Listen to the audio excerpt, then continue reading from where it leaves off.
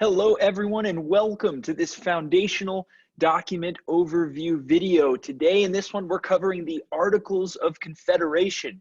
As you can see, the Articles of Confederation was America's first attempt at a constitution. This was the beginning of that long, uncertain road, and I want to draw your attention to that today. The fact that when we started things out in our country, there was no guarantee that the United States were going to become this great world superpower. In fact, there was no guarantee that the United States would even remain the United States. And that's going to be a big theme today as we dive into the Articles of Confederation.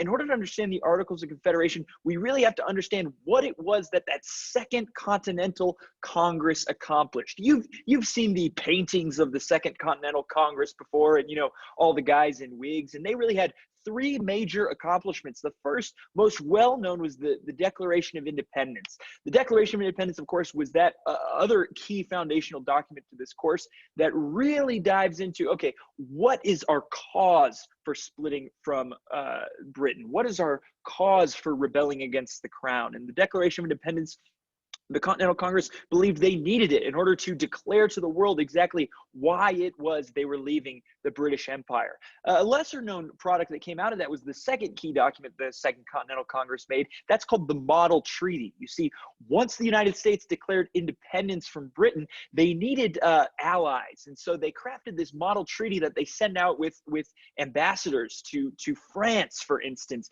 in order to get military aid in the battle ahead.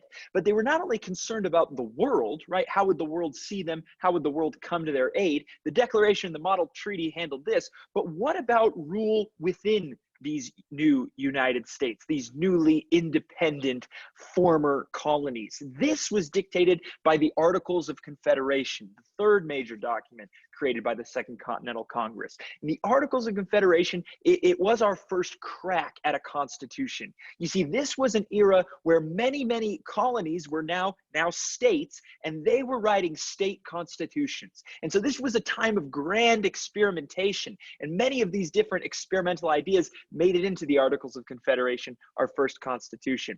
In order to understand what you need to know about the Articles of Confederation for the AP test, I want to go specifically to some of the structure, to some of the advantages, and to some of the weaknesses. So let's dive right into probably the most important quote in the Articles of Confederation, right there early on.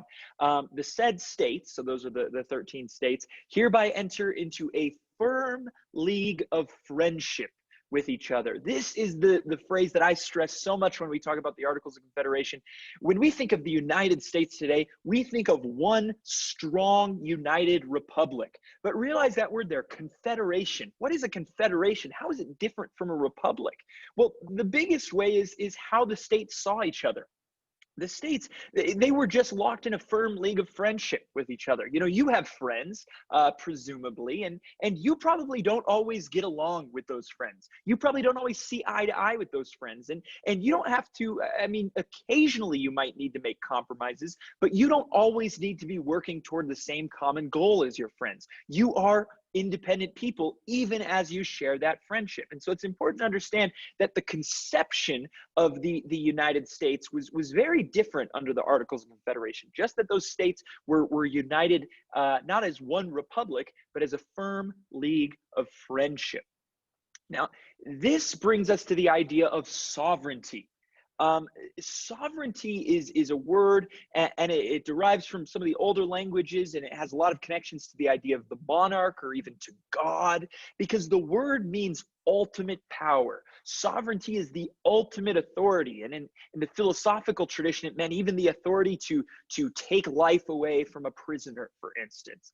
And so the Articles gave sovereignty not to the people, and not to the Confederation as a whole, but to the states. In other words, yes, the Articles of Confederation created the United States, absolutely. But there was not one United States, there was 13 United States. And that's a big philosophical difference, right? Today we say we have the 50 United States, and we think of it as one country, the United States.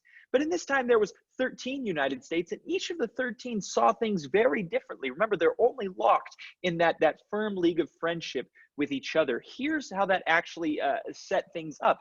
The Articles were immensely concerned with the abuses of power in the government of Britain. As such, what the Articles created was one weak branch. We're used to the constitutional system, James Madison's system of checks and balances, where we have three pretty strong branches. The Articles only provides one weak branch of government, the Confederation Congress. How this works is that each state gets one vote. So you can send really as many people as you like. It doesn't matter, representatives, senators, none of those things exist. You can send whatever sort of delegation you want, and there's some standardization, but really what it seems is your state is still going to get one vote in that Congress. You can see how this is one way that's really prioritizing the states as the unit of government rather than the Confederation or even the people. Now, if you want to pass any law, it's not just about having a majority of 7 states. You actually need 9 states. This means the North and the South already have their bitter disagreements at this point. You know, the North Atlantic states that have deep seaports have disagreements with states that do not have deep seaports. This is especially true. You know, North Carolina and South Carolina have a rivalry. Georgia's sort of on their own, fending off these Native American attacks. So the states rarely agree, and 9 of them, you need broad consensus to pass any law that's going to apply to the entire United States. That's a high bar. Additionally, if you want to change any part of the Articles of Confederation, we might call that an amendment. That amendment takes 13 states, which is, again, a very, very high bar.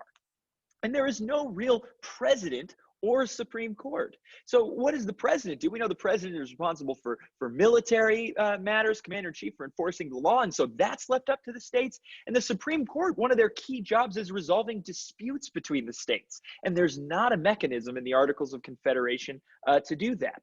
Now, all of that being said, we always then highlight in that past slide, there are a lot of weaknesses of the Articles of Confederation. There's definitely some things that they could have thought about it with a little bit more foresight, perhaps led to a better system. But this system did allow the United States to govern itself during the Revolutionary War, for instance, and into the 1780s. And they did have 2 major accomplishments. The first was this idea of full faith and credit, which appears in the Articles of Confederation and later appears in the Constitution. It's this way of protecting states' rights by saying that states have to recognize official documents of other states. And this is one of the key ways that all 13 states could maintain their own sovereignty, because if one state makes a ruling, passes out a document, for instance, it is valid in other states. And full faith and credit is still instrumental in today's Constitution as to defining the relationship between the states. The second accomplishment was the passage of the Northwest Ordinance. And the Northwest Ordinance was all about the division of land. You see, when the Articles of Confederation was passed, and really as a result of colonial charters from Great Britain, many states claimed land all the way to the Pacific Ocean. So you have states like New York and Pennsylvania that say they stretch from the Atlantic to the Pacific. Now, obviously, today, if you look at a map, that seems pretty silly. But seriously, this was a fraught moment for the Articles of Confederation Congress. They passed the Northwest Ordinance, which set up the process for admitting new states beyond the 13 original ones. And this process and this law was largely kept in place by the Constitution. It laid the groundwork for adding new land and new states into the Union.